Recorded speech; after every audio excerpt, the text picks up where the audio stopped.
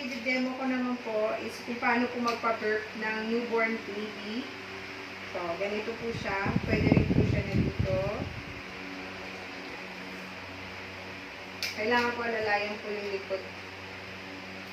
Burp. Pwede din po na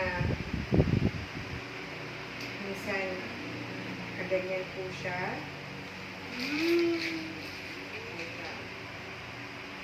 Ganyan posisyon. Tapos ang pagtap po dahan-dahan lang or pwede din po siya na ito sa likod.